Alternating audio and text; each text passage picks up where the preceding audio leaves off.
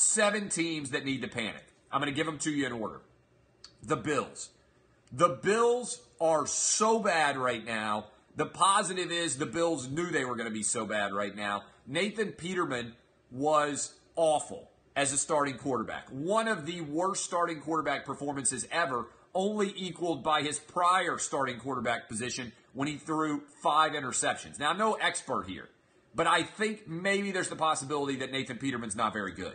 Not an expert in X's and O's, not an expert when it comes to coaching, but I think based on the evidence we have seen on the football field, there's probably some evidence that Nathan Peterman is not very good at the game of football and is not really worthy of starting at quarterback in the NFL. Again, not claiming to be an X's and O's guy, but I got to say, the guy can't play in actual games, all right? The Bills are in the worst shape. The Cardinals. Everybody forgets that the Cardinals exist. I feel like they're out there in Phoenix, and other than a couple of years when they had Kurt Warner, people are like, oh, yeah, they got Larry Fitzgerald. The Cardinals got run on by Adrian Peterson to the tune of like 200 yards, and Adrian Peterson is 78 years old. Not a good sign. Also, Alex Smith is Mr. September, and he showed up in that area, and he just absolutely dominated. By the way, I've got my Ben Shapiro drink here that I'm drinking out of. I lost my Outkick mug. I don't know where it is. So the Cardinals are awful. Got to start both of the quarterbacks that are young there. Got to start Josh Rosen, and you have to start Josh Allen. The Cowboys. All the Cowboys out there, you need to know this, you need to listen good. Your team is awful. Dak Prescott stepped into a pretty good situation. He stepped into a pretty good situation because he had Ezekiel Elliott, he had a talented offensive line, he still had Dez Bryant, he still had Jason Witten. Now he doesn't have Jason Witten. Now he doesn't have Dez Bryant. The offensive line has started to crumble a bit, and now he's only got Ezekiel Elliott, and you're seeing that Dak Prescott is just an okay quarterback. He's just mediocre. Defense is not awful, but Cowboy fans, you should be panicked. The Lions. Last night, Matthew Stafford threw 4 interceptions going up against a rookie starting his first Monday Night Football game.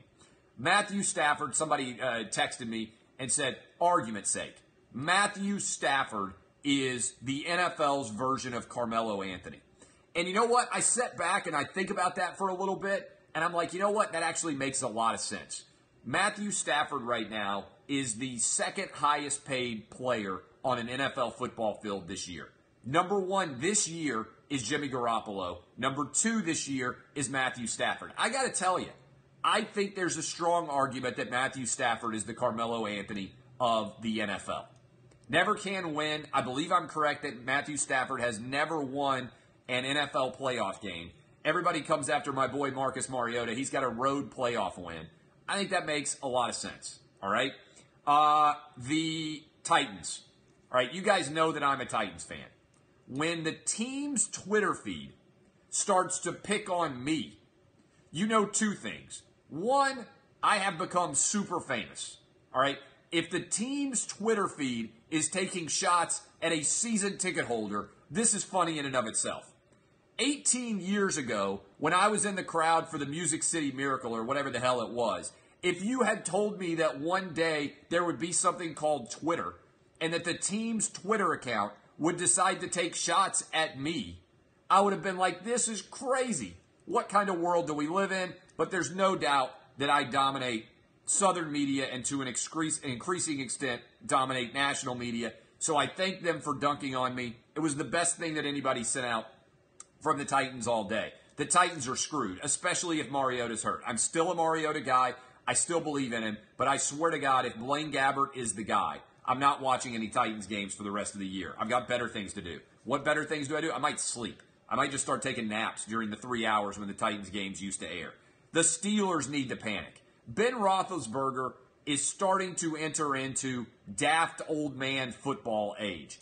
You don't know when it's going to hit, and it's not necessarily a function of when you're in age range. It is that Ben Roethlisberger is just showing up now, and he's got a decent chance to throw 4 or 5 interceptions.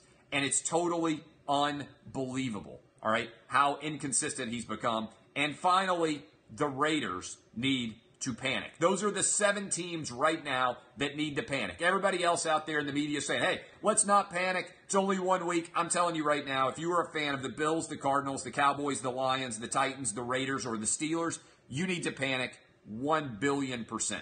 All right? All of those teams need to panic. By the way, my top 5 in the NFL right now in order: Vikings, Chiefs, Ravens, Bucks, Redskins, Rams. That's 6 teams. But I only judge them based on what's happened on the field.